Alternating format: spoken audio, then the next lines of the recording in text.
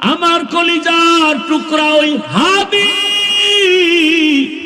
কত স্বপ্ন নিয়া ময়দানে আওয়াজ, কিন্তু অকাতরে চলে গেল।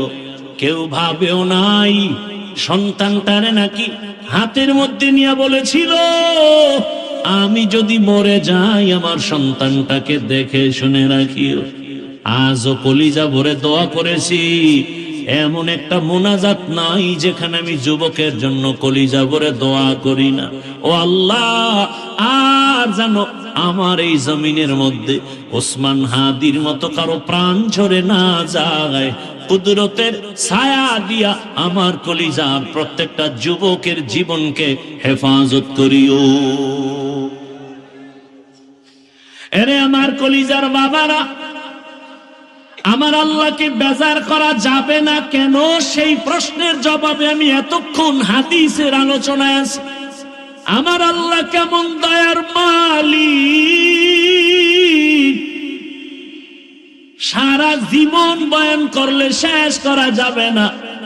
ওরে তুমি ঘুমাইতেছো রাতের বেলা, আল্লাহ যদি সজাগ করে না দেয় কেমনে সজাগ হইবা? আমার আল্লাহ সজাগ করে দিতেছে। আবার কত মা কান্দে রাতের ঘুমের মধ্যে সন্তান চিরবিদায় হয়ে গেছে।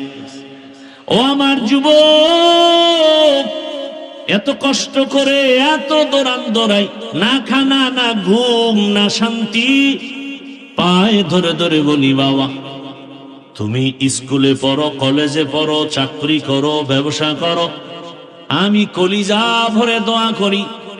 আমি একথা একবারও বলি নাই স্কুল বন্ধ করে মাদ্রাসায় যাও, তাবলিগে যাও, পীরের কাছে যাও, না হয় জাহান্নামে যাবে। বাংলাদেশে আমি যুবকদের খুব ওজন দিয়া বলি, যুবক তুমি স্কুল ছাড়বা না, কলেজ ছাড়বা না।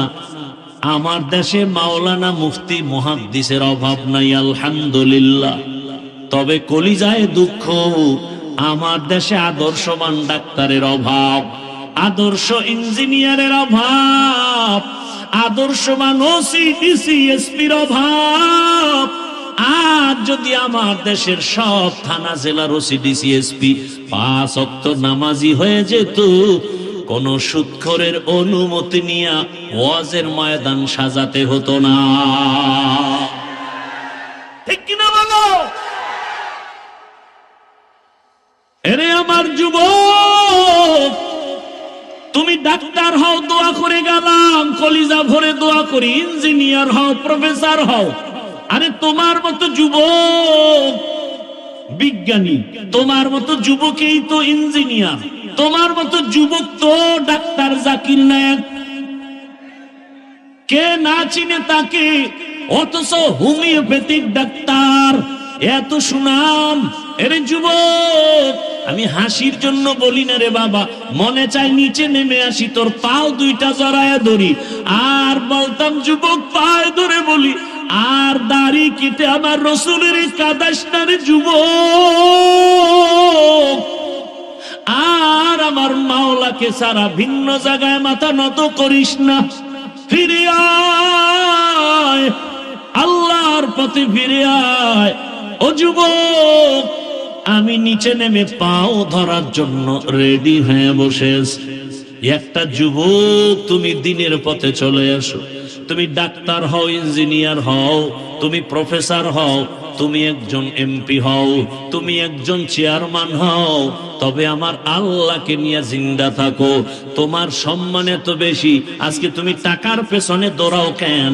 জ্ঞানটাকে কাজে খাটাও, চরিত্র ঠিক রেখে বড় হও, লেখাপড়া করে একটা জায়গায় যাও, টাকাওয়ালারা তোমার পেছনে ঘুরবে। আল্লাহর ভয় অন্তরে জমা করো, ওই মালিকের আপন বানাইয়া চলো। অনেকে মনে মনে ভাবতে পারো এটা কেমনে সম্ভব। হ্যাঁ, তুমি এবার নিজে তাকায় দেখো, জীবনে মাদ্রাসায় যায় নাই, আলিফ বাতাও শিখে নাই। তোমার লাইনের জেনারেল যুবকটা স্কুলে পড়ে, কলেজে পড়ে, 5 বেলার নামাজ পড়ে নাই? বলো তোমার কপালটা কেন এত খারাপ? তুমি পারো না কেন? কত ওসি, কত ডিসি, কত এসপি 5 বেলার নামাজ পড়ে। তোমার লাইনের যুবক র‍্যাব, আর্মি, পুলিশ, বিডিআরের চাকরি করে, নামাজ ছাড়ে না, নদীর মধ্যে মাছ ধরে, নামাজ বাদ দেয় না। বলো তুমি কেন পারো না? রাস্তায় গাড়ি চালায় কত যুবক নামাজ ছাড়ে না, বলো তুমি কেন নামাজ পড়ো না? আমার মন বলে তোমার কপালটা পুড়িয়ে গেছে, তাড়াতাড়ি তওবা করে নাও। কয়দিন আর বাঁচবা? মরণ যদি হয়ে যায় খালি হাতে কবরে যেতে হবে। ও যুবক রে, ঘুমের মধ্যে লাশ, যুবকের লাশ। ওই যে কয়েক মাস আগে আমি বাইতুল্লাহর সামনে জিয়ারতে ছিলাম, হঠাৎ খবর শুনতেছি এক আল্লাহর বান্দা বিদেশে টাকা পয়সা কামাই করে আসছে, বাংলাদেশে পরিবার নিয়ে কিছুদিন আনন্দ করে আবার চলে যাবেন। এয়ারপোর্টে নামলো, পরিবারের লোকেরা গাড়ি নিয়ে আসছে, গাড়ির মধ্যে উঠছে, কত দিনের আনন্দ। যাইতে যাইতে যাইতে যাইতে বাড়ির কিনারায় যাওয়া মাত্র একটু দূরের থেকে গাড়িটা পানির মধ্যে পড়ে গেছে। ওই আল্লাহর বান্দা যুবক নিজের কাঁধে স্ত্রীকে টেনে টেনে নামাইছে। সন্তানটা, বাচ্চা সন্তান, একটা শিশু বাচ্চা বাবাকে যখন একটু ডাক দেয়, কলিজাটা শান্ত হয়ে যায়, প্রাণটা ভরে যায়। ওই সন্তানটা পর্যন্ত মরে গেল। সাংবাদিক জিজ্ঞাসা করতে গিয়া এই পরিমাণ কান্না করেছে, আর বলে মানুষ গরিব থাকলেও তো ছেলে মেয়ে নিয়ে এক জায়গায় থাকার একটা আনন্দ আছে, আমি কপাল পোড়া সে আনন্দ পেলাম না। টাকার জন্য বিদেশ গেলাম, সেখান থেকে আজ আমি টাকা, স্বর্ণের অলংকার নিয়ে আসছি আমার বিবির জন্য, আমার সন্তানের জন্য। আজ আমার কপাল কেন এত খারাপ? বাড়ির দরজায় আসা মাত্রই কাছাকাছি গাড়িটা পড়ে আমার চোখের সামনে আমার কলিজার বাবাটা মরিয়া গেল, আমার হাতের সামনে স্ত্রী মরিয়া গেল। আমি এখন কোন ঘরে যাব? ঘরের বাতি দেনেওয়ালা নাই, আমাকে বাবা বলে ডাক দিয়া সান্ত্বনা দেওয়ার বাচ্চাটাও নাই। ও আল্লাহর বান্দারা, কার পেছনে ঘুরো? যার পিছে ঘুরো লেখা রাখ, তোরে মারার জন্য ওই বন্ধুটাই যথেষ্ট। শত্রু তোরে মারবে না, তোরে মারবে তোর এক প্লেটে খানেওয়ালা বন্ধু। ভাগে কম পড়লেই বলবে ওকে মাইনাস করে দাও, এ জমিন থেকে তাড়ায় দাও, ওকে রাখলে আমার ভাগে কম হয়ে যায়। এই বানা মানুষ মারার জন্য এখন কোনো দুশ্মনের দরকার হয় না। আপন মানুষ বন্ধুটা আপন বন্ধুটারে মেরে ফেলে। এরে আল্লাহর বান্দা, ভালো করে বুঝো, আজকে তুমি এখানে আছো, আল্লাহ বারবার বলে আমি আল্লাহ তোকে বলি না তুই চাকরি ব্যবসা ছেড়ে দিয়া শুধু আমাকে ডাক না। না, আমি আল্লাহ ইবাদতের বাউন্ডারির মধ্যে পুরো দুনিয়াটারে আটকায়া দিছি। ব্যবসা করো ইবাদত, চাকরি করো ইবাদত, ডাক্তারি করো ইবাদত, ইঞ্জিনিয়ার হও ইবাদতের লাইনে চলো, আল্লাহর মোহাব্বত নিয়ে চলো।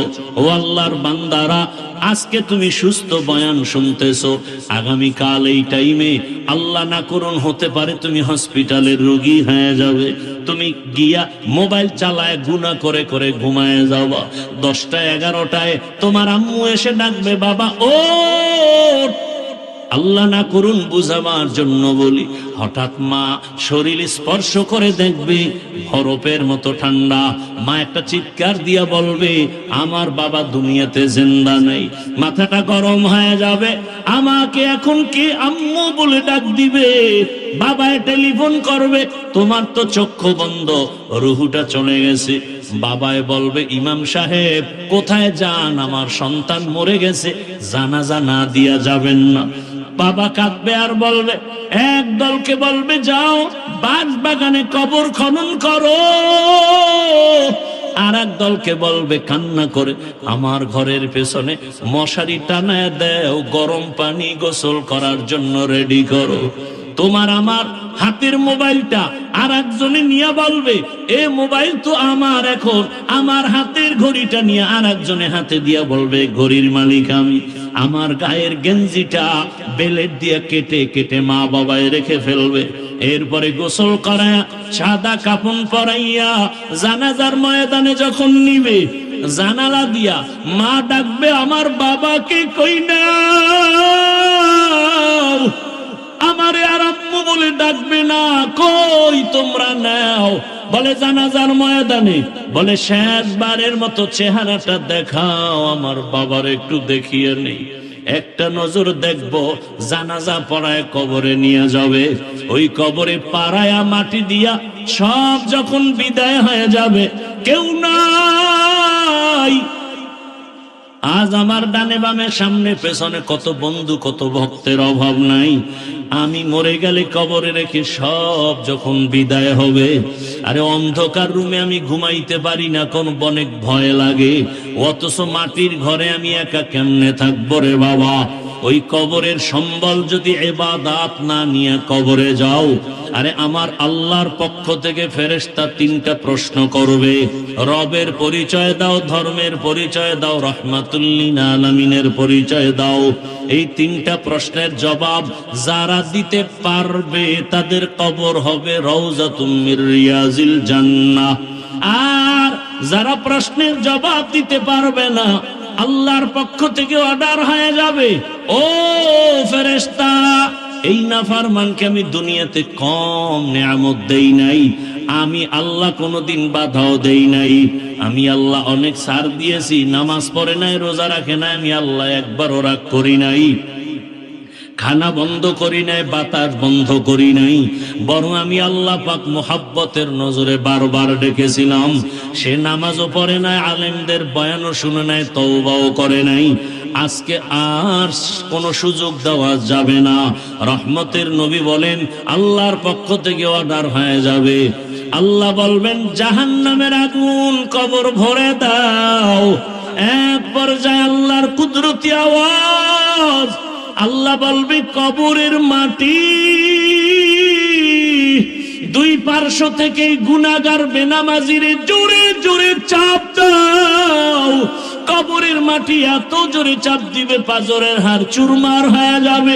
আম্মা জান আয়েশা রাদিয়াল্লাহু আনহা বলেন, আমি দেখি রহমতের নবী আমার রুমের মধ্যে বসে বসে গুনগুন করে কান্না করেন, ইয়া রাসূলুল্লাহ আপনি কাঁদেন কেন? বলে আয়েশা, আমার উম্মতের কথা মনে পড়েছে, হাসরের মাঠে কি উপায় হবে, সূর্যের গরম বড় ভয়ঙ্কর, সূর্যের গরমে মাটির জমিনটা হবে তামা, মানুষের মাথার মগজগুলো ভাতের মারের মতো ফুটতে থাকবে।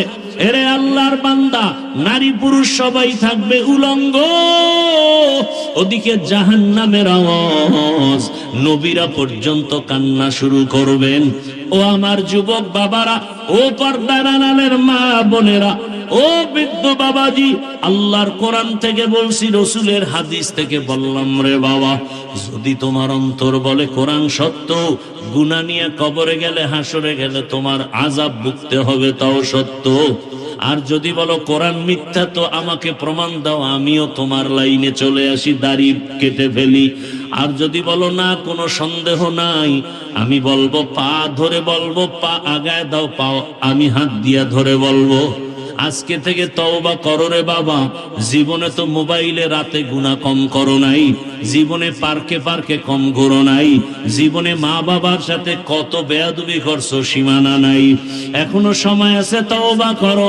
ওই মা বাবার সাথে বেয়াদবি করিও না, ওই শিক্ষকের সাথে বেয়াদবি করিও না, উলামায়ে কেরামের সাথে বেয়াদবি করিও না। ওই মা বাবার দোয়া ছাড়াই চেয়ারে বসতে পারি নাই রে বাবা, মা বাবার দোয়া চোখের পানি ছাড়া এই সম্মানের স্থানে আসতে পারি নাই রে বাবা। ওই মা বাবার দোয়া চোখের পানি, আজকে তুমি টাকার মালিক, বাড়ির মালিক, গাড়ির মালিক হয়েছো। আল্লাহর কাছে দোয়া করো, মা বাবা চলিয়ে গেলে তার জন্য দোয়া করো। আর যদি কোনো ভাগ্যবান এখনো মা বাবা বেঁচে থাকে, সময় পেলে দোয়া নিও। ওই বাবার দোয়া, ওই মায়ের দোয়া জীবনটাকে সফল করে ফেলবে। এখনো যারা গুনাহ ছাড়তে পারো নাই, তওবা করো। তোমার মতো যুবক যদি স্কুল কলেজে পড়িয়া নামাজ পড়ে, গাড়ি চালায় নামাজ পড়ে, তুমি পারবা না কেন? আম্মা জানেরা, বোনেরা, আপনাদের মতো কত মা বোন পর্দা করে, নামাজি অভাব নাই, আপনারা কেন পারবেন না? আল্লাহর কাছে মনে মনে তওবা করেন আর বলেন, হে আল্লাহ, জীবনে তো গুনাহ কম করি নাই, আজকে থেকে নামাজ ছাড়বো না, বেপরদায় চলবো না, দাড়ি কাটবো না। মা বাবার দোয়া নিয়া, শিক্ষকের দোয়া নিয়া, উলামায়ে কেরামের পরামর্শ নিয়া, নবীজির সুন্নাত অনুযায়ী জীবনটা চালাবো। তওবা করার মতো যদি অন্তর তৈরি হয়, মুনাফিকি যদি না থাকে, খাঁটি তওবার নিয়তে দুটো হাত আল্লাহকে দেখায়া দাও। আয় আল্লাহ, হাতগুলো কবুল করে নেন। আয় আল্লাহ, তওবা কবুল করে নেন। তওবার উপরে মজবুত হইয়া চলার মতো তৌফিক দান করেন, আমিন। আলহামদুলিল্লাহি রাব্বিল আলামিন, ওয়াসসালাতু ওয়াসসালামু আলা সাইয়্যিদিল আমবিয়াই ওয়াল মুরসালিন ওয়া আলা আলিহি ওয়া আসহাবিহি أجمعين يا أرحم الراحمين يا أرحم الراحمين يا أرحم الراحمين رب ارحمهما كما ربياني صغيرا رب ارحمهما كما ربياني صغيرا हमको तेरे राह की तरफ तेरे राह पर चला हमको खुदाया बेगुनाह न गुज़श्त पर मसाअते बाहुजूर दिल न करदम ताअते या इलाही मुझसे मुझको दूर कर ताकि देखो मुझ में तुझको एक नज़र अल्लाहुम्मा इन्नका अफ़ुव्वुन करीम तुहिब्बुल अफ़्वा फ़अफ़ु अन्ना अल्लाहुम्मा इन्ना नस्अलुका रिज़ाका वल जन्नह व नऊज़ु बिका मिन सख़तिका वन नार अल्लाहुम्मा इन्ना नऊज़ु बिका मिनल बरसि वल जुनूनि वल जुज़ामि व सय्यिल अस्क़ाम रब्बना ला तुज़िग़ क़ुलूबना बअद इज़ हदैतना व हब लना मिन लदुनका रहमह इन्नका अंतल वह्हाब अल्लाहुम्मा इन्ना नस्अलुका इल्मन नाफ़िआ व रिज़्क़न वासिआ व शिफ़ाअन मिन कुल्लि दा ओ रब्बुल आलमीन कुदरतेर नजर दिए देखेन আপনার কত গোলাম উলামায়ে কেরাম এখানে হাজির, কত মুরব্বী হাজী সাহেব, কত ব্যবসায়ী চাকরিজীবীরা হাজির। আয় আল্লাহ, আমার কলিজার কত যুবক, কত ছাত্ররা হাজির, পর্দার আড়ালের মা বোনেরা হাত তুলেছে। ও আল্লাহ, আমরা গুনার সাগর থেকে আসছি, আমরা গুনাহ করে জীবনটাকে নাপাক করে ফেলেছি। আমার গুনার খবর আমার মা জানে না, ভাই বোনেরা কেউ জানে না। ও আল্লাহ, আপনি জানার পরেও রাগ করে খানাও বন্ধ করেন নাই, পানিও বন্ধ করেন নাই। আজ তওবার নিয়তে হাত তুলেছি, আর গুনাহ করব না, আর দাড়ি কাটবো না, নামাজ ছাড়বো না, মা বাবার সাথে বেয়াদবি করব না, শিক্ষকের দোয়া নিয়ে, মুরব্বী উলামায়ে কেরামের পরামর্শ নিয়ে নবীর আদর্শে চলবো। আমাদের তওবা কবুল করে নেন, জীবনের সব গুনাহগুলো মাফ করে দেন। মা বোনদের কবুল করে নেন, সন্তানগুলো নেককার বানায় দেন, সারা দুনিয়াবাসীকে মাফ করে দেন। প্রবাসের জীবনে যারা কষ্টের জিন্দেগি নিয়ে কষ্ট করে রুজির জন্য কবুল করে নেন, রিজিকে বরকত বাড়ায় দেন, পেরেশানি দূর করে দেন। আমার দেশ ইসলামের জন্য কবুল করে নেন, শান্তির দেশ বানায় দেন, জালেমদের জুলুম থেকে হেফাজত করেন, চলার পথে হেফাজত করেন। আয় আল্লাহ, যারা ব্যবসা করে চাকরি করে কুদরতের দ্বারা বরকত বাড়ায় দেন। আয় আল্লাহ, মাদ্রাসা কবুল করে নেন, আয় আল্লাহ মাহফিল কবুল করে নেন, আয় আল্লাহ এলাকায় শান্তি দান করেন। মা বোনদের আবেদা পর্দাওয়ালা বানায় দেন, সন্তানগুলো নেককার বানায় দেন। আয় আল্লাহ, আমার কলিজার প্রত্যেক যুবকের দিনের খাদেম বানায় দেন। আয় আল্লাহ, উসমান হাদিকে শাহাদাতের মর্যাদা দান করেন। আমার দেশের প্রত্যেকটা যুবক কুদরতের হাতে হেফাজতের ব্যবস্থা করে দেন। আয় আল্লাহ, মুরব্বী ব্যবসায়ী চাকরিজীবী মা বোনদের নিরাপত্তার ব্যবস্থা করে দেন। আয় আল্লাহ, আমাদের জানমাল আহাল পরিবার হেফাজত করেন।